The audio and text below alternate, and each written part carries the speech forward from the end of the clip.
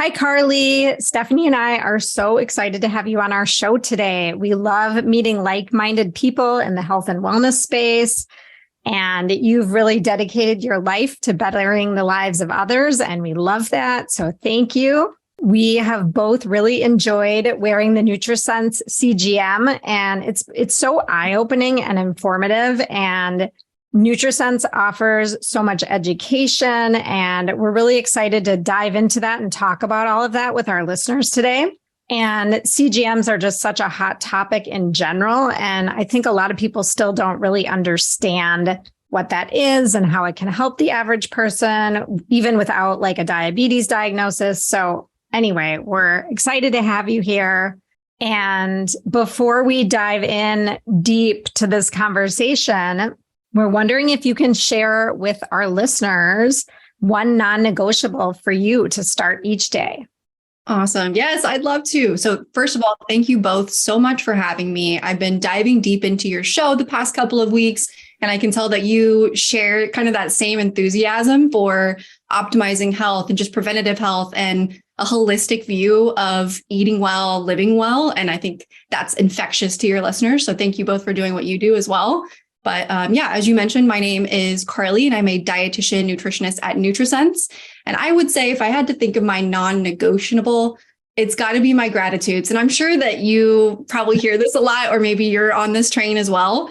But I found such a big difference when I don't do those. So for anyone that maybe doesn't or isn't as familiar with it, every single day before I dive into work, before I start any work, anything that's productive for the day, I sit down and I write how I'm going to, or what I'm grateful for that day. And it's usually 3 things, and they're simple. Sunshine. It didn't rain today. I'm in Seattle, right? So it didn't rain today. I'm so thankful for that. My dog, my health, whatever it is. And then I also list 3 items that I'm going to do for myself to practice self-care. And usually that's like breath work, or maybe just going for a walk after my meals, or maybe it's just getting to bed early, right? Some way that I'm going to care for myself so that it's in my face first thing in the morning before any other activities of the day get me distracted and onto something else. And again, I've just found this to be so meaningful and powerful, and it's easy. It takes me 2 minutes tops, and my day is set off at a good start. I love that. And I actually think you are the first person that's mentioned those things. So it's awesome. Well, specifically the 3 self-care practices. And I like setting that up in the beginning of the day and making it a non-negotiable so that you actually do it. Yes. That's a good little ad. It's kind of like setting intentions, right? You wake up and your day can take you who knows where. But if you have those intentions in your mind from the start, you're always filtering every single thing that you do and all of your thoughts through those for the entire day. So just helpful. So Carlee, we'd love to just share with our listeners your story and your journey of how you became a nutritionist and ultimately came to work for Nutrisense. Yes, I'd love to. So I am classically trained as a dietitian nutritionist, which means went to school for that, went through my internship. And I think I always knew I wanted to be a dietitian. My great grandmother, my Grammy, was a dietitian back in the day, and she lived 101 years old. So she lived just this really healthy lifestyle. She was a great cook and just was passionate about it. So I was raised kind of seeing that as my example.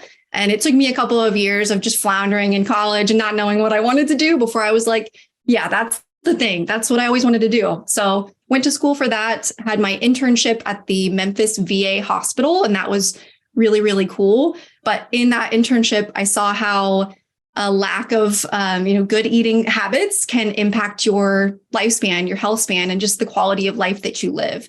So when I got my first job out of that internship, I was working with people that had usually been recently diagnosed with some sort of lifestyle related condition. And you both heard this, I'm sure, but usually they came to me just from seeing their doctor. They had a new prediabetes, diabetes diagnosis, maybe heart disease, high cholesterol.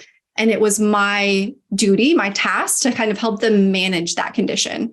And I love that. I just love working with people and helping them live better lives. But the more I started working and seeing this type of thing happen, I just thought to myself, there's got to be a better way where we can get to these people before that diagnosis, right? It seemed to be that I was kind of caring for the sick versus doing healthcare, right? And so I think that's when I started to look at maybe some alternative options that would prioritize preventative health, and just reach a broader audience before those conditions even took place in the first place. And the more research I did, the more I saw that, upwards of 80% of those chronic lifestyle related conditions can be prevented or at least delayed if we act early enough. And I think that's the sticking point. And probably the thing that motivated me the most and drove me to do what I do is we have to act early enough. But our current healthcare system, as you both know, is more of a reactive approach, right? We see these labs, maybe our glucose, our cholesterol slowly climbing up, but really that diagnosis is the first time we take action from a lifestyle related standpoint. That's when I was getting referred to as a dietitian, is once that diagnosis was there. They were not doing it beforehand to kind of mitigate our risk. And when you look at the research, you know that the most power is in your hands before that diagnosis, right? By the time you get to the level of diabetes, you've already got pancreatic dysfunction. You've already reached a level where it's harder to return from. Not impossible. And that's one thing I've noticed from working at Nutrisense. It's possible, but the power is really in the hands of the individual to make those changes. You just have to know where to start and you have to act early. So that's where I found Nutrisense. And this was back in 2019 when CGMs were, they're still not really known to a lot of individuals outside of diabetes community, but they were really not known then. So I saw this and I thought, this is the answer. This is what is going to work. And that's the thing that's going to click to help make those changes that I want to see. So here I am and I love it. It's awesome. And I can feel your passion as you're talking. You're bouncing and you're excited. And I love that. Stephanie and I are both super passionate about this topic too. And I just want to throw out there that CGM stands for continuous glucose monitor for listeners that don't know that because they may not. Yeah. And I think, it's interesting. I was wearing my Nutrisense CGM last week. I was finishing up and I came out of a gym and she's like the owner of the gym. And she was like, what's that on your arm? And I told her and she's like, are you diabetic? Because people don't know always what it is. And then a lot of people are wearing them from a preventative standpoint and an education standpoint to figure out what's going on in their body. So if you listeners out there, if you see people with a patch on their arm, that's likely what it is, right around your tricep area. So anyway, it's a great conversation starter. I've had a number of people ask me what it is also. Yes. And we're working on making it a fashion piece, right? I think that's kind of a statement piece. But yes, I actually have one here for anyone who's watching. This is what it looks like before you put it on. So it's essentially, I always call it looks like an easy button. Think of it as about 2 quarters stacked on top of each other. And what happens is you do insert it in the back of your arm. So there is a needle involved, but rest assured that does not stay in your skin. And you both can probably attest that it does not hurt. It hurts way less than a finger prick if you've ever had one of those at your doctor's office to give blood.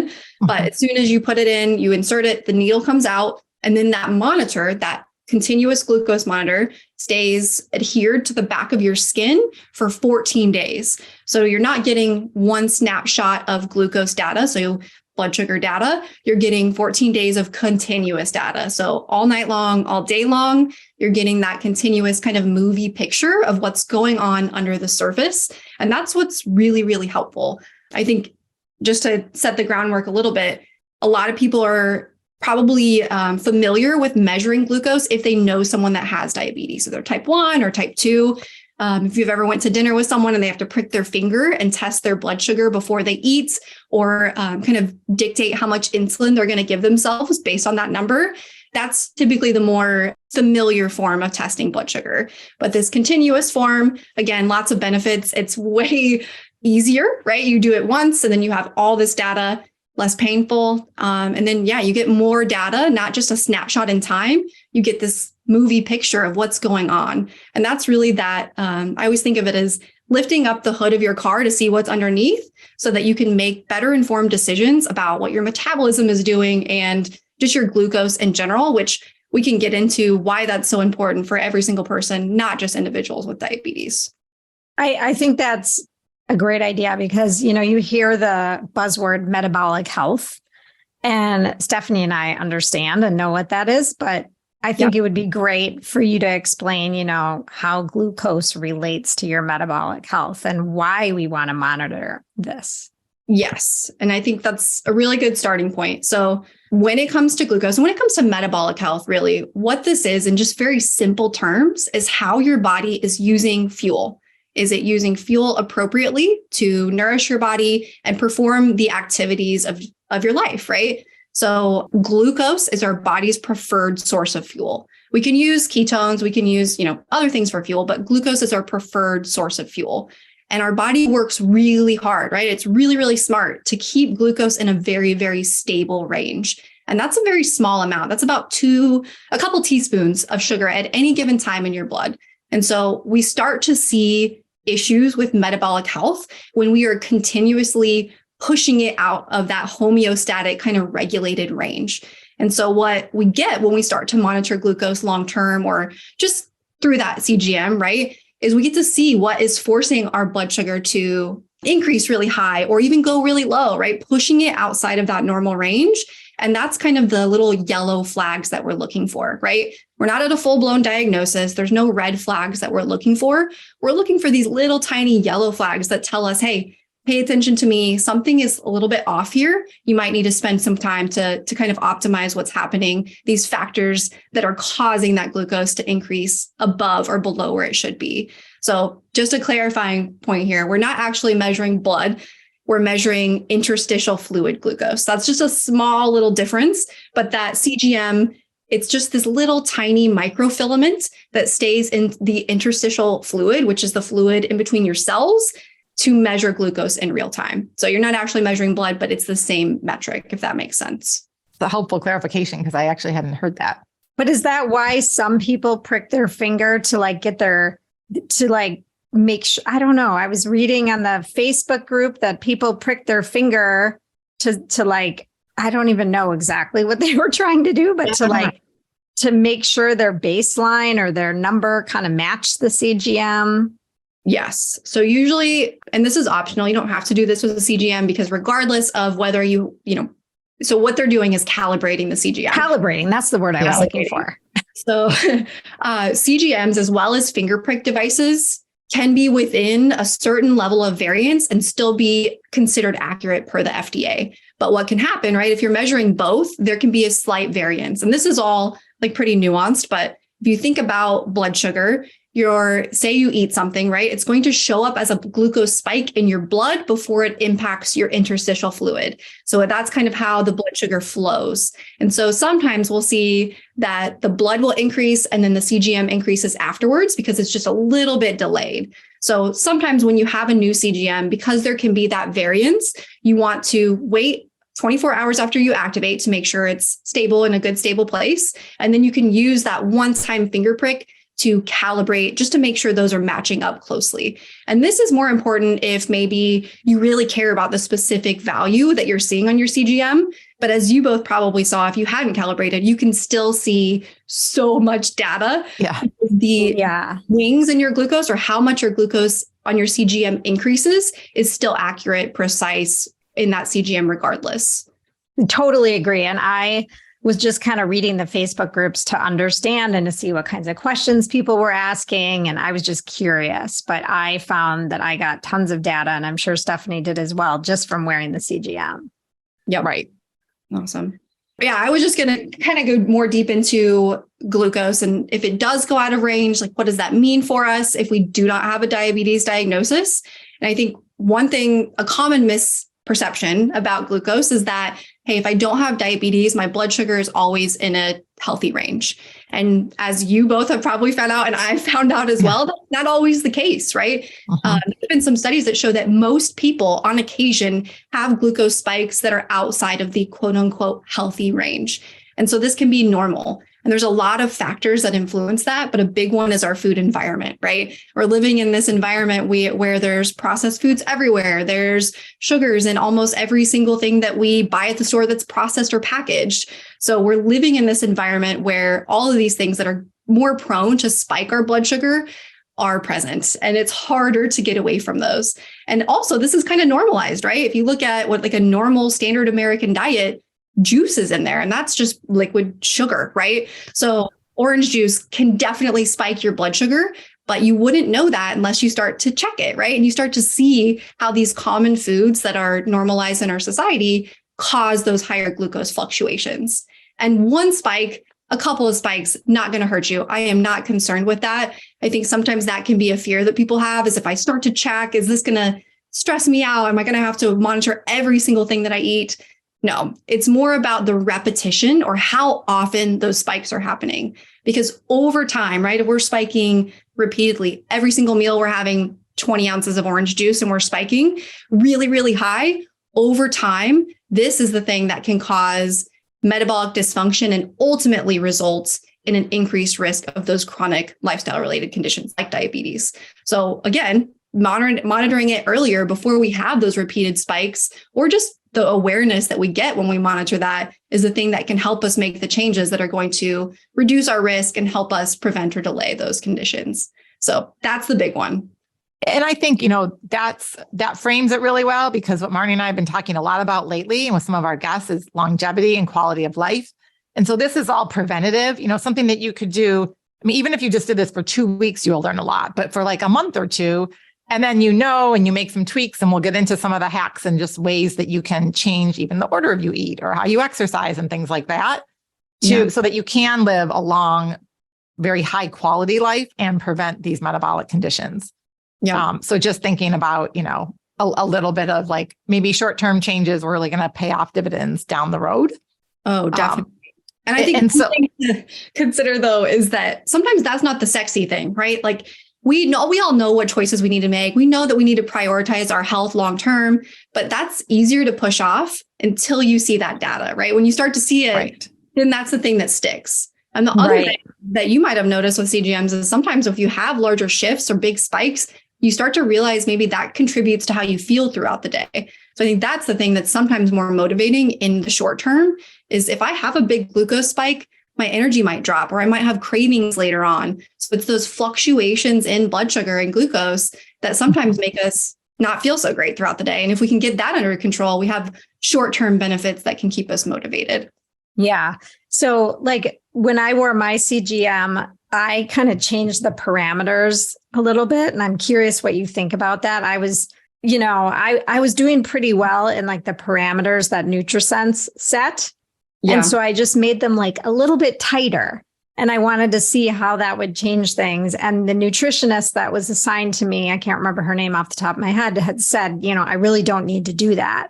I'm curious your thoughts on that. Like if it doesn't matter to try and stay within narrower parameters.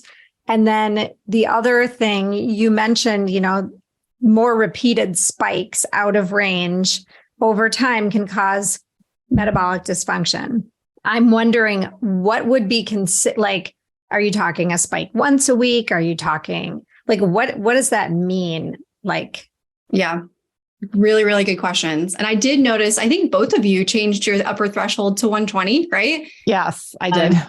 Yes. So I think from the research that we've seen so far, and again, we know this is always changing. We know that we're new in this research, so this is always evolving. But from the research that we've seen so far, most people staying below 140 milligrams per deciliters without a diagnosis of diabetes is a healthy range, right? That's realistic. That's not likely to cause, issues long-term, right? So if you're spiking below 140 most of the time, you're in a really, really good range. And I think both of you did that for the most part. I only saw maybe like 2 total that were over that. So I think both of you do a really good job of staying kind of within that healthy range. But I think some people, if maybe they're staying within 140 and doing a great job, and they want to tighten that up and challenge themselves to kind of have that more stable glucose control, that's okay. I don't think there's any harm in that, again, unless it's stressing you out. So I see sometimes people will lower their glucose threshold to 120, and then they'll start to stress about any fluctuation over that. And as you both may have seen, stress, any kind of stress, can also increase your blood sugar, your glucose. And so that's what we want to avoid, right? We want to avoid those larger spikes, even if they're from stress. So I think that's where you kind of have to know yourself and know what's realistic for you. For someone just starting out, that's maybe not as, deep in the health space as both of you, I would say 140 is a great goal. And then if you want to experiment and kind of try tighter thresholds, totally fine. You can do that as long as it's working for you. That was the first part of your question. And then the second question you said was, the frequency of those spikes, right? Mhm. How many spikes is too many spikes? How high is too high, right? And I think those are the things that really aren't well defined or one size fits all. So if someone is coming into the program and maybe they're spiking above 140, 3 meals a day, every single day, I might set a goal for them to, let's try and get this to, we're going to spike just once a day. Let's try and keep this under 140 for every single meal, but this meal, right? And I think that's a realistic goal for some people. For the degree of spikes that are going to ultimately result in that metabolic dysfunction, again, I don't think that's really clearly defined, but lower is always better, right? The goal is to slowly reduce your spikes, the frequency of those spikes over time. So if you're starting and you maybe have one spike a week, it might not hurt you at all, right? You could probably live a healthy life like that for a really long time. But our goal is always to optimize and continue to push the limits and try and tweak things to continue to optimize what we're seeing and how our metabolic health is functioning. So sorry, that's not a like black and white answer, but I think depends on the person and it depends on how much you're willing to optimize that works for you. And you're right. It is such an individual experiment, which is why this continuous glucose monitor is so insightful. And you can make some small tweaks, and the help of with the nutritionist and their input, I thought was really, really valuable. Before we dive in and talk, we do want to kind of talk more about like our personal experience and even what you saw, Carlee. You know, we talk about metabolic dysfunction, and a lot of people just associate when you say blood glucose with diabetes, but there's lots of other conditions out there that are also been, studied and shown to have correlation between your blood sugar, such as like Alzheimer's and dementia and depression. And those keep popping up more and more. And a lot of our listeners, I know, probably even have parents who have experienced these conditions and are really concerned about their health. And then also like not having that happen to them. And so can you explain a little bit more about, just the root of the blood sugar and the impact that has on some of these other health conditions? Yes, such a great question. And I think the first thing to talk about is what a normal metabolism does when we have a spike versus maybe a dysfunctioning metabolism, and kind of compare those two. So when we think about those glucose spikes, I don't want to freak everyone out by thinking they can't eat with having a spike. So first of all, every single time that we eat, we do want to see an increase in blood sugar. That is normal. That is healthy. That's what our bodies are built to process. But what we want to see, right, is a really nice shape of that glucose curve. So what I mean by that is we're going to have an increase, right? And our body is going to respond by secreting insulin to help bring that glucose down, move it into the cells so that we can use it for energy. So that's the normal function. And we want that to happen within about 2 to 3 hours after that meal. So when we look at a glucose response, we're looking at kind of the shape of that glucose curve. And if it's a normal I always call it like a rolling hill of glucose, that's good. You're in a really good place. Your body is functioning well. And so carbohydrates, as you both probably know, are the most likely to increase that glucose to those higher ranges. That doesn't mean carbs are bad. That just means that carbs are going to convert into glucose more easily. That's what they are, right? That they're our quick burning fuel. So they're more likely to cause those higher spikes. So a normal functioning metabolism, you'll eat those carbs, right? You have this glucose increase, insulin is secreted, and then it brings glucose back down. So your glucose is taken up into the muscles so that you can utilize it. You can fuel your movements throughout the day. And then that liver responds by reducing how much glucose it's putting out into the body. So again, it's that self-regulating kind of homeostatic system. Now, if we have a dysfunctioning metabolism, so this is often referred to as insulin resistance, right? What happens is we eat carbohydrates, same thing happens, our glucose increases, insulin is secreted, but less glucose is taken up into the muscle, right? So our body is less sensitive to the impacts of insulin. It's just kind of not listening, right? I've got too much glucose. I can't listen to you right now. I'm going to leave this here. And so what we start to see is that glucose stays in the blood and the body responds by secreting more insulin because it's just not listening. So again, then we have more insulin than we need and we see these larger responses. So again, not that if you have one spike, you have insulin resistance. This is a bigger kind of issue and requires more testing than what you're going to see in a CGM. But again, those are kind of the differences there. And it's that repeated insulin exposure over and over again, that insulin resistance that can ultimately lead to inflammation, oxidative damage, endothelial dysfunction, and then all of those things chronically over years, over decades.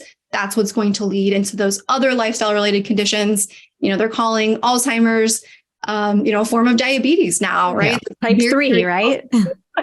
Yes, super closely linked. And I think it's very easy to think of, okay, glucose is fine. All I have is high cholesterol. We separate these into these silos when really they're all connected. They're all talking to each other. It's one part of the same system. So measuring glucose, in my opinion, is kind of the lowest hanging fruit to see what's going on so that you can make those changes that you need to. And that can make bigger changes on everything that can ultimately reduce your disease risk. So for most people, in my opinion, I think this is the easiest way to get the most information in real time. So this is so interesting to me. I'm just thinking about the person, again, that doesn't have diabetes, like the two of us, or just people that don't have all this knowledge. How long do you think a person needs to wear this before they get a handle on their body and how their body responds? I wore it, what did we do? 14 days, I think. Mm-hmm. And I've done them before. So it wasn't my first experience with a CGM. And I felt like this second time around, I really had a much better understanding of what I was looking for. And I really liked your user experience and the availability of the nutritionist to I had a quick question and I could just chat off my question. And that was all, I loved that. But So how long would you recommend a typical person that does not have diabetes wears a CGM for?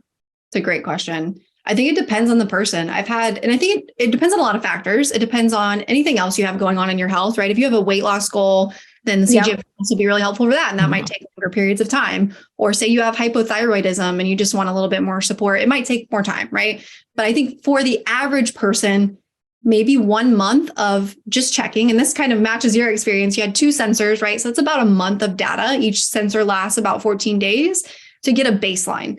And I think so many people want to put this on, the CGM on, and then they want to make changes right away. But really, if you don't understand your baseline, then you're not going to know where to go with it. So I think at least 14 days of establishing a baseline. What's my average glucose? How high are my spikes going? What's my glycemic variability, which is kind of the big picture of the fluctuations in your glucose. And that's a bigger predictor of cardiovascular risk than almost anything else, right?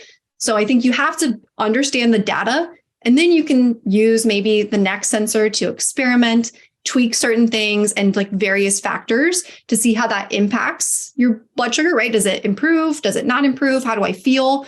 And then once you have that, it depends on what your goal is again, for how long you'd continue doing that. There's another benefit of the CGM that I think is maybe one of the best ones, and that is the real-time data. If you've ever worked with someone that wants to lose weight, how demoralizing, how unmotivating is it when they're putting in all the effort and they see the scale make no movement? I'm doing all the things. I'm seeing nothing. This is pointless. I don't know what I'm doing. I give up, right? And I see this so often. We see this with yo-yo dieters all the time. Mm-hmm. And that's because you don't see the good changes or the good decisions you're making in real time. And that's where the CGM is, I think, key. Because if you're struggling with staying on track or making good decisions or just staying motivated on a certain plan, CGM is not going to wait 2 weeks to show you that your results are happening. In real time, you will see, did this meal help me or did this meal not do so well for me? And I think that's the thing when you start to see in real time, wow, this decision really paid off, or, oh boy, I shouldn't do this again. That's when those decisions can stick and ultimately result in the sustainable plan that's going to work for you long term. So you can know all the things, but unless you're seeing it, it is less likely to stick. I think that's such a great benefit that I hadn't really focused on, actually. And I think that also wraps in the bio-individuality, meaning that everyone is unique and different. And you could be eating what society has deemed to be healthy foods, right? But they're spiking your blood sugar, or, even, Marnie and I, individually, if you looked at us having the same meal, we could have a very different blood glucose response. So it's not people get frustrated because they're eating what someone told them, or they're eating a diet, or they're only eating so many calories. And it's not about the number necessarily. It's about what kind of calories you're eating and even the order that you eat the food and what you do before and after in your stress state while you're eating it, and digesting. So there's so many factors. And I think this really just personalizes and makes everyone's health, individual, which it is. Yeah. And then it gives them like, oh, that's why, like that aha. And then they don't get so demoralized. So. And it's motivating. Like I'm not trying to lose weight, but like when I would see certain spikes or whatever, it would make me think twice about, I don't even know what food off the top of my head, but whatever it was, be like, I wonder why that spiked. Maybe I shouldn't eat that as much. Or maybe if I'm going to eat that, I'm going to take a 20-minute walk afterwards, or, to stabilize my blood sugar or whatever it is. I found it very motivating. And I did. The point too is like, there's so much nutrition noise. You can go online and see a compelling argument to follow almost any diet. And some of these diets are crazy. Remember like the cereal diet? Remember you're supposed to replace 2 of your meals with cereal every day, right? You can find evidence to support any diet. And sometimes you'll see tons of people in which that diet worked well for. And that's awesome. Whatever works for you, that's cool. But I think it's easy to say, well, this worked for this person, I should follow that too. But really, like you mentioned, there's so many interpersonal variances from person to person that might influence how you respond to a food or whether it's sustainable for you. And if you're not seeing that, if you're just following a prescription plan, you might be missing the whole point. So I love that point. So do you have any insights, Carlee, from what you saw? I know you had a quick look at our data and just any observations that you'd like to share. I mean, we're open to hearing it and how this could impact, a listener who wants to become a user of your CGM. And I just have to throw out there before you do that. It was my 50th birthday, one of the weeks that I was wearing this. And so I was indulging in some more cake and desserts than I normally would, but I kind of wanted to see what my body would do on that. So just throwing that out there. That's so important. Again, I see so many people that put this CGM on and then they become perfect angels, right? I don't want to see this blood sugar spike, right? Which is also, again, a benefit of the CGM. You have that like reminder that you don't want to see that glucose spike. But I think you have to test all the things. You have to see the data for it to make an impact on your decisions long-term. So I always say, test all the things, go travel, do all your things. And then once you have that data, then you can start to think, okay, what are some small tweaks that I can make to maybe in the future mitigate this a little bit? And you might not mitigate every spike. You might not. And I don't, right? There's certain times when I'm like, it is my birthday and I am going to have this coconut cake and that is just going to happen. And I'm going to have a spike, but maybe like you had mentioned, maybe I'll add a walk afterwards so that my muscles utilize that glucose and I can reduce the degree of that spike, right? There's small little things that make a meaningful impact regardless of where you are or what you're doing. And so you can still love your foods. You can still enjoy all the things, but now you have more power, more data to make small changes. So one of the things that actually I saw both of you had sometimes larger spikes in later in the day. I don't know. Did you both notice this? It seemed to be like later in the evening, like your glucose throughout the day maybe have like something small fluctuations, which is normal, which is good. But later in the evening, there was like most of your lower responses to meals. And just so that your listeners know, in the Nutrisense app, whenever you eat, we ask you to log a meal. And this you don't have to like log every ingredient, but just a general description of what you're eating so that the app will calculate kind of a score for you. And that's taking into account all of those things that we talked about, how high your glucose spiked, how big your glucose spike was, and then whether you came down within that 2-hour range. So your lowest scores, a couple of those were dinner times. And I would say this is a really like common trend that I see in almost anyone, myself included, is that dinner time values are typically higher. Did either of you notice that at all? I didn't. Normally they're not, but I did a few times. Yeah. And one time I did eat pasta. I don't eat a lot of pasta. It was like a gluten-free pasta. And I even added tons of veggies and like a chicken sausage. And I thought, well, I'm eating some veggies first and a couple bites of sausage. And it still spiked more than I was anticipating because I was focused on the fiber and the protein. Yeah. So I was surprised about that one. It was much lower. And I've also noticed before that like cabbage and certain vegetables or even a little bit of sweet potatoes, even if I'm also eating protein and other veggies, it spikes it doesn't matter for me. It spikes. So the first hack you mentioned is, eating your vegetables, eating your protein first. And I feel like more people are kind of aware of this now, which is awesome, but you can mitigate how high your glucose spike is by having protein and veggies before your carbohydrates. And that's because, like I mentioned, your carbohydrates are your quickest burning fuel, right? They're the quickest to turn into glucose. So we actually can start digesting carbohydrates before we even swallow them, right? We have enzymes in our mouth that can start to break those down, which can mean that this is going to impact our glucose more rapidly than any other nutrient, right? So if you have your protein, your veggie first, those take a little bit longer to process and they can kind of blunt that spike. So you hear about that as like meal sequencing. You just sequence your meals, greens, protein, then carbs. And that can make a huge impact on how high your glucose goes. And then the second one, and this is more towards the dinner values, is our insulin sensitivity. So how well we respond to glucose, how well we respond to meals is really closely linked to our circadian rhythm, right? So our body's kind of natural clock. So what that means is usually we'll have higher responses when it's later in the day, and because insulin sensitivity is lower at that time, right? If you think about it from our body's perspective, the body is prepping for nighttime, right? Melatonin's going up. We're getting ready for bed. We're getting ready for rest and digest, relax.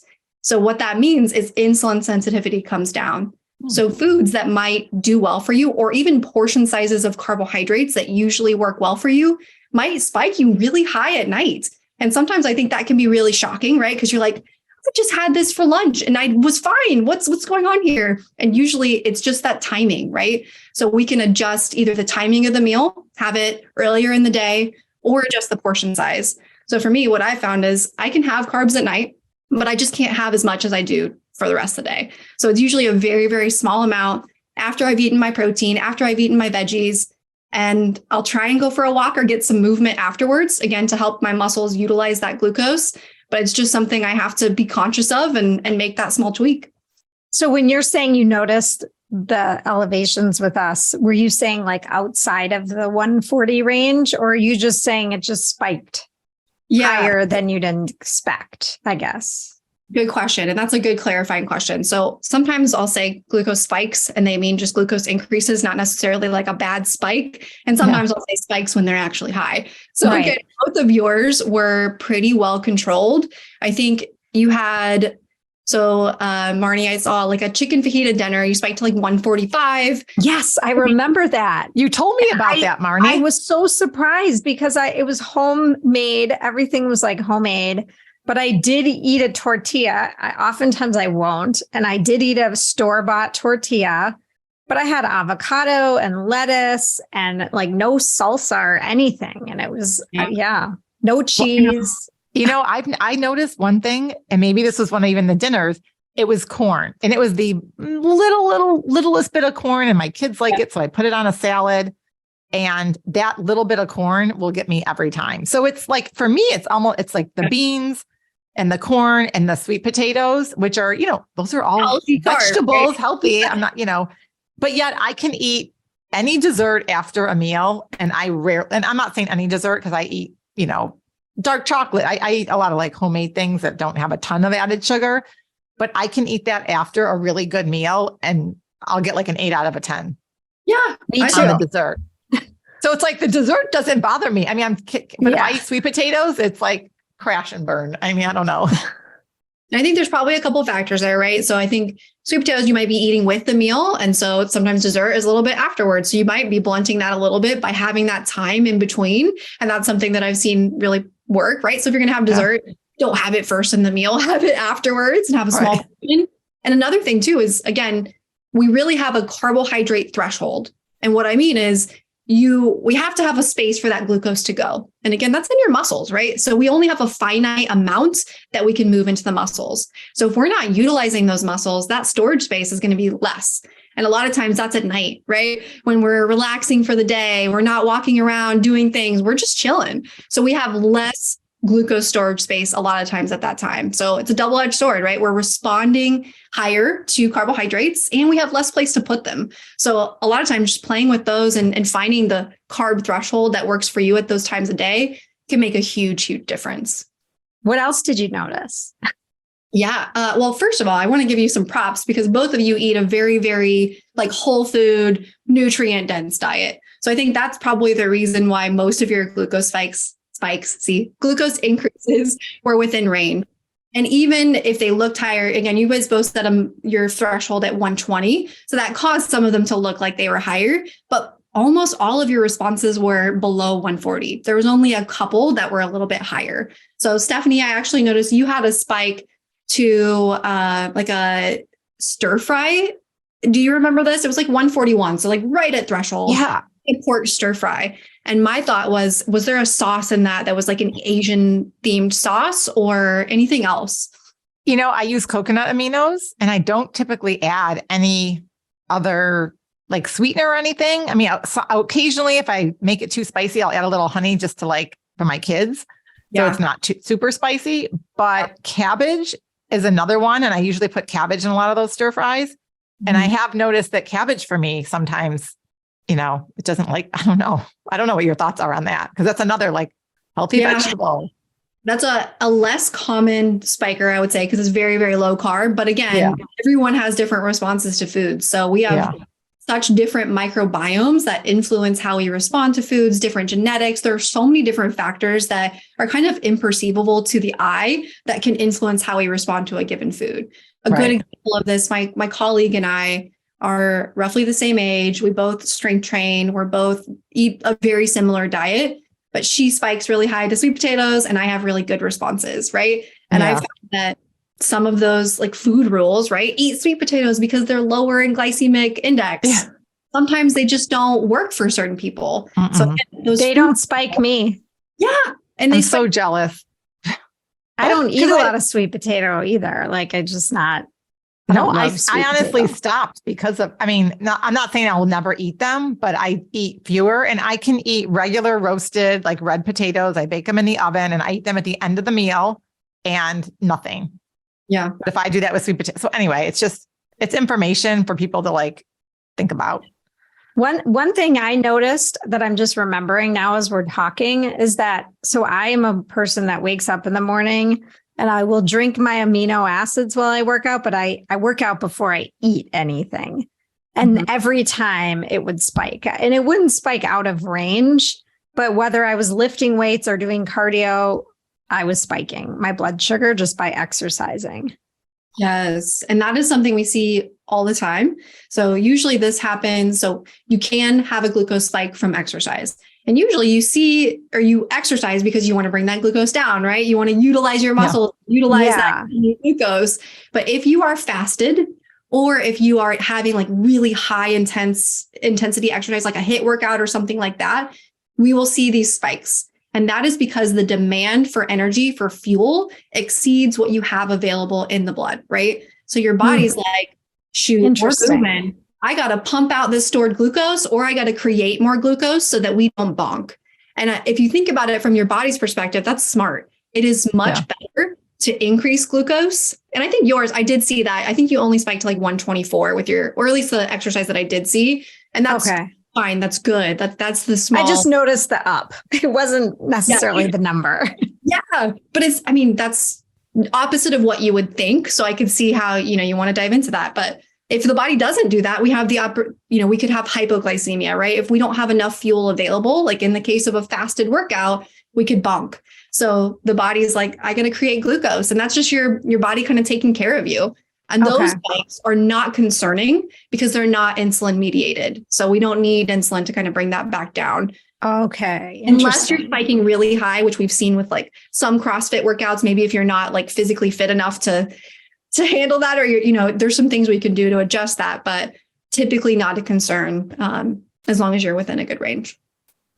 So I know we touched on this a little bit just in this conversation, but can you share any other lessons that you've learned from viewing, thousands of members of glucose data and simple hacks that you could share with our listeners? Obviously, we highly recommend trying out your glucose monitor because I do think it's super valuable information. But even if someone's not yet ready to dive into that, what can they do just to be more mindful of it and how they're eating? Great question. And I agree. I think CGM, I would recommend everyone tries a CGM at least once in their life. But if you're not there, or if this isn't working for you, there's still so many things that you can do to improve your metabolic health, or just small little tweaks, like we mentioned, that you can apply to your daily life. So we already talked about a couple of the big ones. Eat your protein, eat your veggies first. And then other one is try and eat earlier in the day. If you're eating later in the evening, you are probably going to have a larger response. And that's going to sometimes impact your sleep. So those are the two big ones that are pretty easy. So at least 3 hours from bed, you want to stop your eating window, but the earlier, the better. The other thing that I always tell people to try and do if they can is get some movement after you eat, especially meals with higher carbohydrates. And this is, again, because your muscles are what's going to kind of be that sink for your glucose and kind of soak it up. So if you are moving your muscles, and this can be something simple as like a walk, or if you can't go for a walk, stand instead of sit. Don't sit at your desk after you eat. Something to get your muscles so that they're working, they're contracting after you eat, so that you're utilizing that incoming glucose more effectively, more efficiently. And that's when I think it just takes repetition. If you could start to get into the habit of 5-minute walk afterwards, standing for 20 minutes after you eat, that can make a huge, huge impact on your blood sugar. Is there an amount of time you need to like do that before it doesn't do anything for you? Like sometimes I'll say, okay, I want to take a walk after dinner, but by the time we have dinner, I clean up the kitchen, I help my kid with something, whatever, an hour has passed. Do you still get benefits, or is it kind of like, oh, you're too late? Yeah. Well, I would think if you're getting your kid ready, if you're doing all that, you're probably moving anyway. So that's a good thing that you're active afterwards and you're kind of true. Usually from the research we've seen so far, I think, closer to your meal is ideal. So if you can move in and that's a really great tip, is like try to do some chores, fold laundry, do something after you eat. Don't just sit on the couch. So that within about 25 to 30 minutes after eating tends to have the best impact from what we've seen so far. But anything's better than nothing. If it's an hour afterwards, you're still utilizing that incoming glucose. So the benefits are still there. Awesome. Well, these are great tips. So thank you. And I know we're going to have to start wrapping up this conversation, but Carlee, where can people learn more about Nutrisense, find you? I know you guys are offering our listeners a special on a CGM. If you could share that info. Yes. So if you want to learn more about glucose or CGMs or the company in general, you can follow us. We're on all socials. So Facebook, Instagram, Twitter, at Nutrisense.io. And I think, like you mentioned, some people don't want to wear a CGM, and that's totally fine, but we're always posting research and ways to get involved and ways to apply these glucose hacks to your daily life. So just join the conversation. I think that's a good first step. And then if you want to learn more about me, I'm on LinkedIn, Carlee Hayes. So message me if you're interested in talking more. But yeah, try the CGM if this works for you, and get some data for yourself. I think that's my big takeaway, and we can get into that. But you have the power to make big changes in your life and in your health span, and you just got to act. That's I couldn't awesome. agree more. And I do think that your product does empower people because of that quick data, real-time information, like you said, not having to wait or see if the number moves on the scale or anything like that. So I was just going to say, I know you're offering our listeners a $25 discount off their first month, and the code is Art of Living Well 25. And we really recommend that you take advantage of this, because Stephanie and I both have loved our experience and the knowledge that we received from wearing them. And it's very user-friendly. The interface is really slick, I feel, and lots of good educational content out there, like videos and audio and reading. So you're kind of like catering to all different users as far as how you like to learn and receive information, which I thought was great. Yeah. And I think the cool thing too, and you both had this, is you get paired with a professional that knows this stuff. So sometimes when you start to look at this data, even if you think you know what to do, it's hard to know what to do, right? You're looking at it's like a glucose graph. So having that trained professional to help you make sense of the data and then just apply it to whatever your goal is, I think is the key for making it understandable and kind of tangible to everybody. Yeah. Well, this conversation has just flown by. I'm sure Marnie and I could talk to you for another hour here. But as we wrap this up, one question we'd love to ask all of our listeners is, what does the art of living well mean to you? I love that question. And I would say the art of living well is living with intention. I'll wrap this up kind of how I started the conversation, right?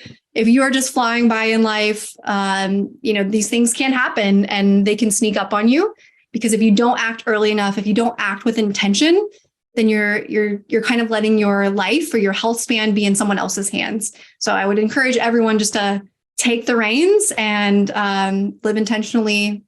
Beautiful. I love that. Yes. We love this question.